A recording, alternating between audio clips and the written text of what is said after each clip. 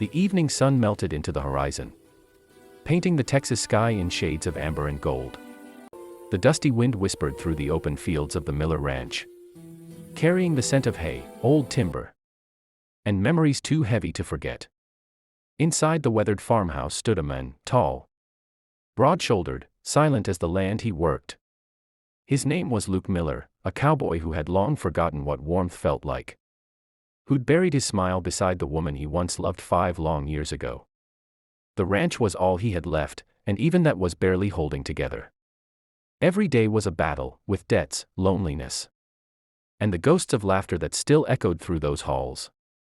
But that evening, just as the light dimmed and the world hushed before the night, a knock came at the door, soft, hesitant, trembling. Luke froze. Visitors were rare out there. Strangers even rarer. When he opened the door, he didn't expect to see her, a woman standing barefoot in the dust, her dress torn at the edges, her face smudged with exhaustion and hope, and a tiny baby pressed tightly against her chest. The baby whimpered softly, its voice fragile as glass. "Sir, I'm looking for work," she said, her voice cracking. "Anything. I'll cook, clean, take care of the animals. I just need a place to stay. My baby and we've got nowhere else." Luke's piercing blue eyes locked on hers. He said nothing for a moment. The woman's name, she later told him, was Anna. She'd walked 10 miles from the town after losing her job at the diner. Her husband, if he could still be called that, had abandoned her months ago, leaving nothing but an empty promise and unpaid bills. The sheriff had told her she could try the Miller Ranch. Luke sometimes hired help. But what she didn't know was that Luke hadn't let anyone in his home since his wife's death.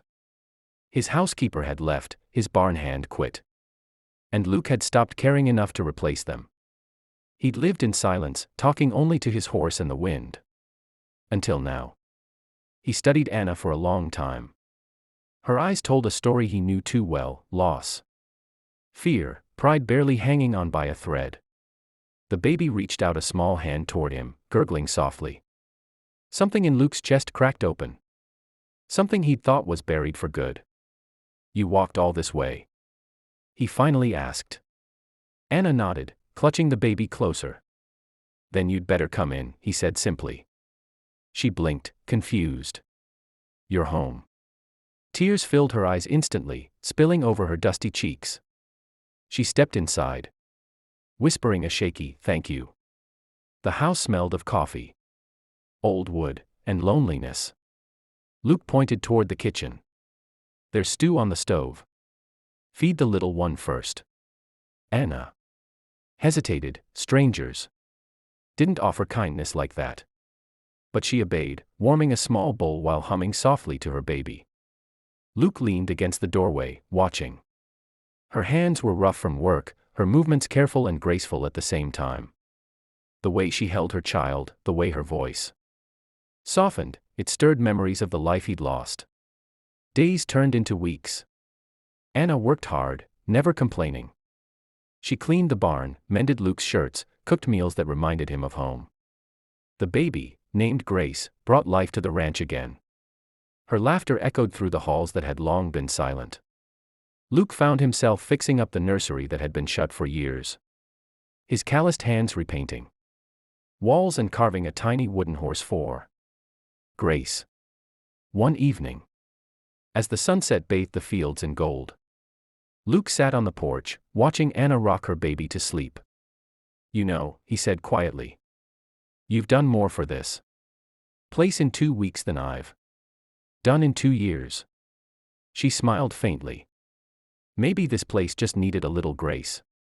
He chuckled softly. "Maybe we all did." But the peace didn't last long. One morning, a man rode up the dirt path, a mean-looking drifter with eyes full of trouble. Anna froze when she saw him. "That's him," she whispered, clutching her baby. Her husband. He'd come back, not for her, but for the money she'd saved working. Luke stepped out, towering in front of the man. "She doesn't owe you anything," Luke said firmly. "This is my land. You best leave." The men sneered. You think you can take what's mine, cowboy? He reached for his gun, but Luke was faster. With one swift motion, Luke drew his rifle, not to kill, but to warn. I've buried too many good souls, Luke said coldly. You want to walk away breathing. Leave now. The drifter hesitated. Then spat on the dirt and turned his horse around, riding off into the wind. Anna collapsed, sobbing with relief. Luke knelt beside her, his rough hand resting gently on her shoulder. You're safe now, he murmured.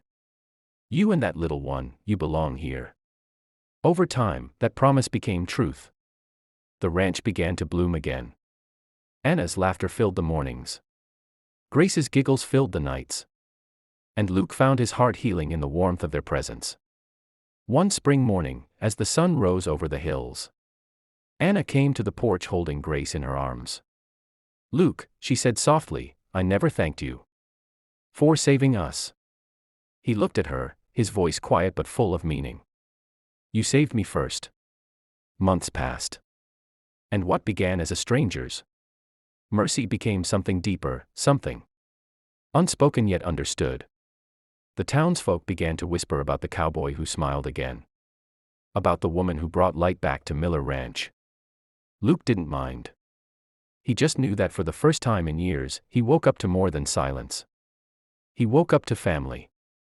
That night, as a soft rain fell outside, Luke sat by the fire, Grace sleeping in his arms, Anna sewing quietly beside him.